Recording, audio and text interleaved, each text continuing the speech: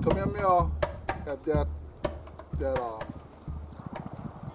feeling or whatever it was to build the heiau, he needed somebody who had royalty blood to have that sacrifice up there. So the only one at that time was his cousin Keoa. And Keoa was the chief of Ka'u, of Hema, South. He was the chief over there. So throughout history, the two cousins would battle for the dominant, but was always on tie, one draw. And there are plenty of things that happened in history where Kamehameha went sailed to Oahu. It was the battle of Pali Lookout. Yeah, I think the Battle of Pali Lookout. And when Kamehameha was over there in that battle, what happened was Keoa kind of like went to Hikina side, the east side, I think, and started, building up his side on that side, on the Hilo side. When Kamehameha came back, of course, things in history will change. We talked about the firepower that Kamehameha had with Davis and Young, I think. Yeah. So with that two people, Kamehameha kind of like put those two on his board, I guess part of his people, and they kind of went help him to become Kamehameha the Great, because Kamehameha the Great had that firepower. But anyway, throughout history, they would build a heiau. By the way, the rocks from heiau actually came from Kohala. They made this line. I think it's like 20-something miles, 26 miles or something long, where I would pass the rock to Reggie would pass down the line, and that's how they got their rocks over here. And one thing that made it more strong is Kamehameha was part of this line. He never only told him for them, he was part of building it. So in history, Kamehameha was a people's king because of the things that he did. But anyway, so when they finally went build that thing, again they needed royalty bloodline. So he sent some messengers to Ka'u, and the message was to invite Keoa to this area. And like some of his people, they was telling him, "Oh, I don't think you should go." But for whatever reason, he already understood history maybe, and he made one decision to he gonna make the child, even though he know he gonna die. But in the bigger picture, he actually probably was thinking about his people. He never let the people suffer anymore. So he made the most radical sacrifice to come here. So maybe one day we're gonna go to Kihola one day. And that's where this whole voyage of Keoa and what he did at that time, we might not be able to go to the exact pond, but what he did over there, by the time he came over here, he were no longer pure. So when Kamehameha never even killed him, was one of Kamehameha's right-hand man. We're going to find out when we go down to the beach, and we can talk a little bit more of what happened down there. All right? Well, stay tuned. We'll talk about it down there. Kaholo.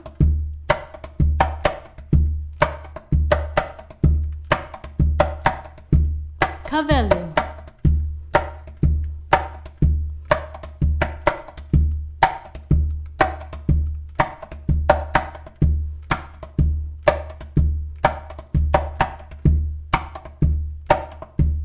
Holo holo.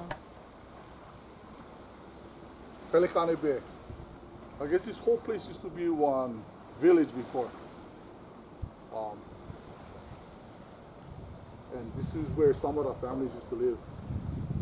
But anyway, so we talk about the bay. So, you get anything, Rich, right now? So, according to history, is this the spot where Kiwo brought his whole entourage? Yes. Right here? Yeah. So it's on this very spot where he surrendered. Some 200 years ago, about 200 something years. Yeah, you're closer than my guess. That's for sure. So it was on this very shores that not only did he surrender, but he surrendered his entire life, the life of his whole administration, his whole advisors. Only, from what I understand, only one survived the whole entire ordeal. But you can, like I was saying up at the Heiau site over here, there's a sense of reverence. You know, this is a spot that that our ancestors gave their life for our islands. And I think, and like I said, I'm not sure if you can feel that at home, but here, certainly here, you can feel it. It's something you can feel. It's in the air. You feel it in the ground. Even when you look out into the ocean, there's something different about this place, and I think it's directly related to what happened. The big exchange of power, the big exchange in how the islands were, the history of the islands and how it turned out. So this is also a very important site. Yeah. So just imagine these warships, I'm gonna call them, coming into the bay. They probably was dressed up in their, maybe festival clothes or whatever they had. So one of the stories I heard was as they were coming in, they were wondering why Kamehameha had his whole kind of like a warrior type fashion. But already Kioa knew his outcome in his lifetime. So somewhere on this beach right here, as they were getting closer in Hawaiian, I guess Kamehameha's right-hand man was owing to them to calm and protect the waters or whatever. And of course Kioa and his men was owing back and whatever. At the very end, Kamehameha's right-hand man, was it Kamehameha? Kamehameha's right-hand man threw the spear that kind of like eliminated Kioa. And like Red said, kind of eliminated everybody but one. Because that one had to go back to Hema or Southside and relay a message about what just went happen. And again, so Kamehameha already knew that Kioa was going to be the human sacrifice. Kioa also knew that he would be the one that to sacrifice because again, ukohola needed to have a pure sacrificial person. But what happened in Kiholo changed in one sense about Kioa being pure.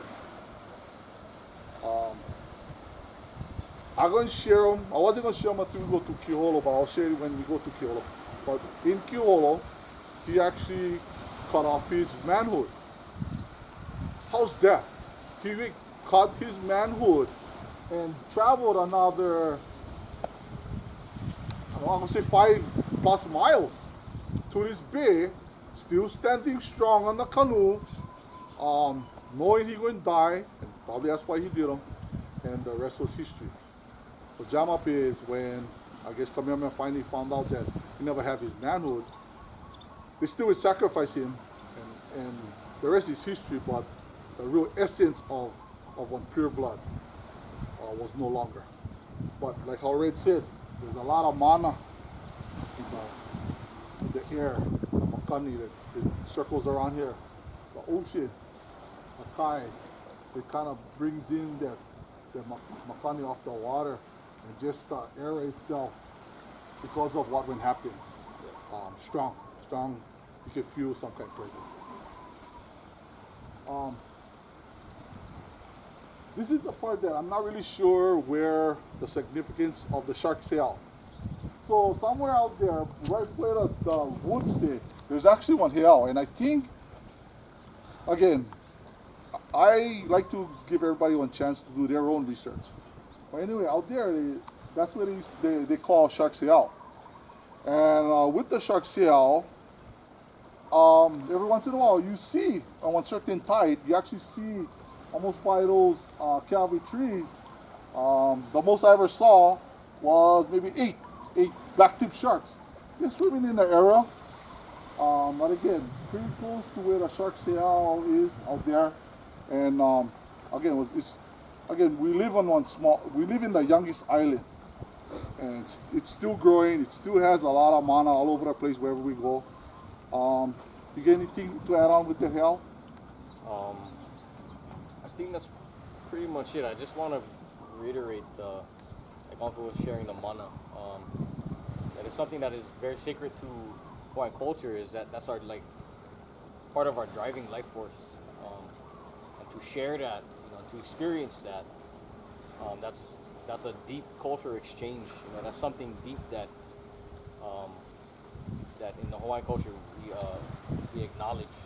So the sharing, the experiencing, that's something that if you ever get the chance to come and visit or just stand here, it's something to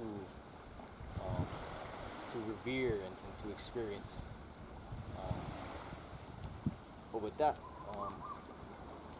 yeah, well, let's keep on following the road or the sidewalk and see where we come up. But it's a nice place. At least it's beautiful today. Ka'o.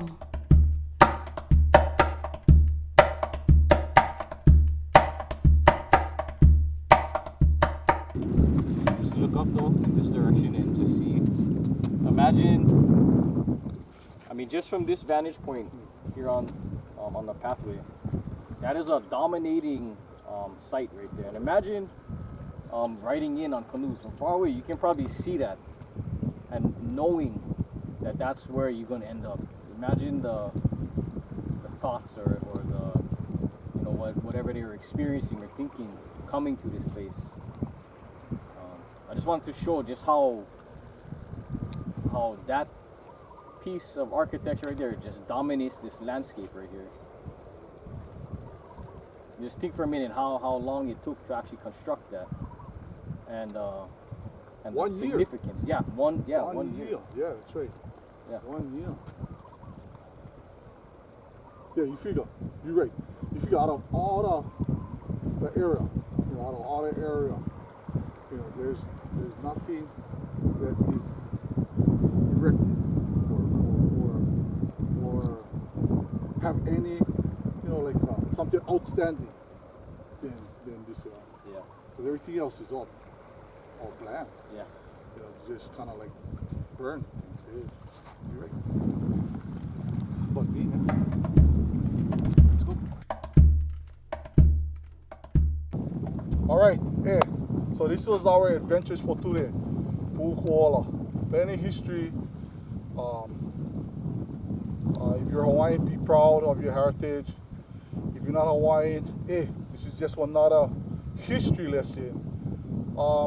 Again, plenty of information, bits and pieces. If you like to know more, hey, do some research, because it's about a beautiful place, of course, on the big island of Hawaii.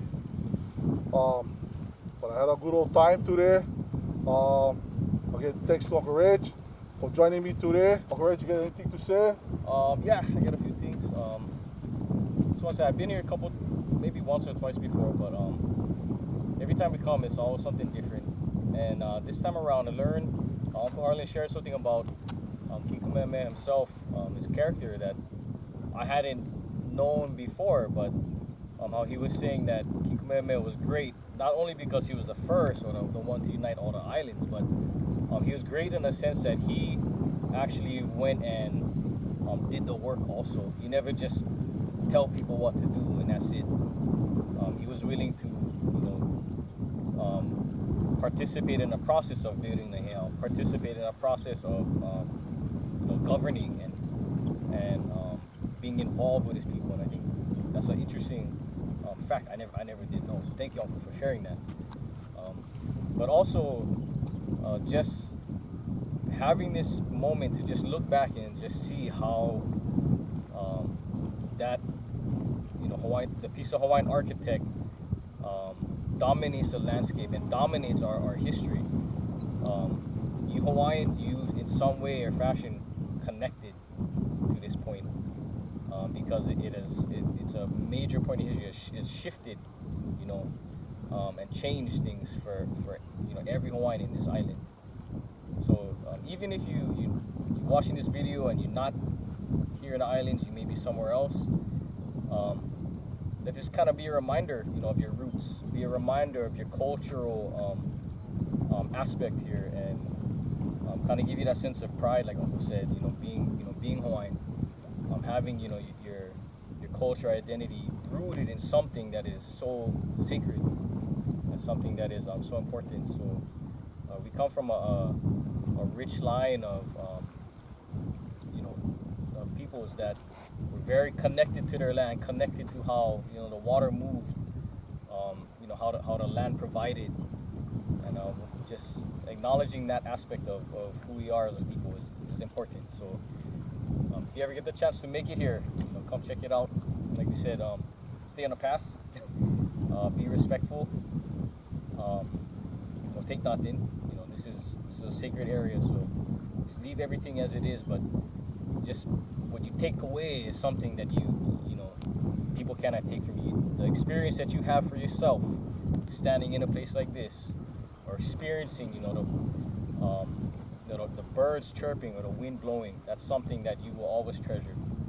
So just remember those things, and until next time. Yeah, until next time. Hey, we'll see you guys later. All right. Kuha'aheo.